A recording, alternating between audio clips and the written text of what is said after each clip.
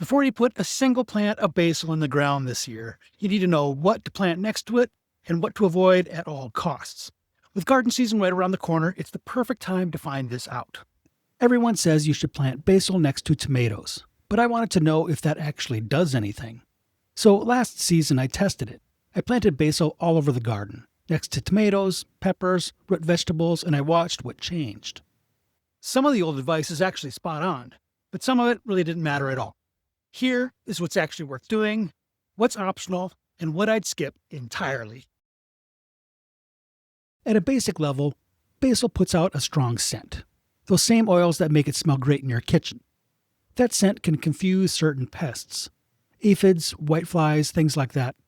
And when basil flowers, it also brings in bees and other beneficial insects. So the idea is simple. Use basil as a kind of low-effort support plant around things you already want to grow. But not all pairings are equal. The one you probably heard about is the one that indeed actually matters the most. Plant basil near your tomatoes. This is the one that consistently seems worth doing. Tomatoes tend to get hit with aphids and hornworms. And when I started interplanting basil, I noticed less damage overall. Not zero, but noticeably less. It's also just practical. When you harvest, you've got tomatoes and basil ready at the same time, which honestly is half a meal already. Peppers are another solid pairing. They like the same conditions. Heat, sun, same amount of water, so they grow well together without much effort. And again, basil seems to help a bit with pest pressure while also attracting pollinators.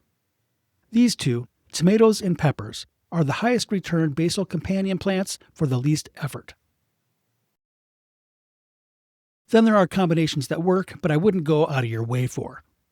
Root vegetables fall into this category. Carrots, beets, radishes. The idea is that basil can help confuse pests like carrot flies. And in my experience, it doesn't hurt. It also makes decent use of space between rows. But this isn't something where I saw a dramatic difference. If you got the space, sure.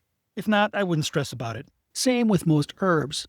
Basil grows fine alongside things like parsley, chives, and even cilantro. They share similar watering needs and they don't compete much. It's convenient, but not critical.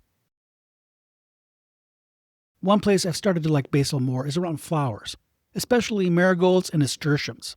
Now, basil does its thing, but marigolds and nasturtiums are doing even more heavy lifting when it comes to pest control. Together, they create a kind of buffer around your garden beds. And this is one of those cases where the garden just works better as a system instead of individual plants. Plus, it looks better, which doesn't hurt. Okay, but not everything pairs well with basil. The big one is Mediterranean herbs, rosemary, sage, and thyme. They like dry soil. Basil does not. So if you plant them together, one of them is going to be unhappy no matter how you water. I had basil next to sage and thyme early on, and trying to meet their respective watering needs was problematic. Cucumbers are another one that does not pair well with basil. Cucumbers spread aggressively. They take over space and tend to crowd things out. Basil just gets lost in them. So even though they might seem compatible, I keep them separate now. If I were starting fresh, I'd keep it simple. Tomatoes with basil in between, peppers with basil around the base, flowers like marigolds around the edges. Then keep your Mediterranean herbs in their own dry section. That alone gets you most of the benefit without overcomplicating anything. The one thing I've come to appreciate more, when you plant this way, you're not just growing plants. You're growing combinations you'll actually use. Tomatoes and basil at the same time means salads, sauces, even just something simple with olive oil and salt. It's a small thing, but it makes the garden feel a lot more connected to the kitchen. Companion planting isn't magic. It's more like small advantages that add up over time. Basil won't solve every pest problem, but it does enough in enough places that it's worth using intentionally. If you're going to try one thing this season, plant basil with your tomatoes. And actually pay attention to what changes. If you found this helpful, please consider subscribing. Thanks for watching, and happy gardening.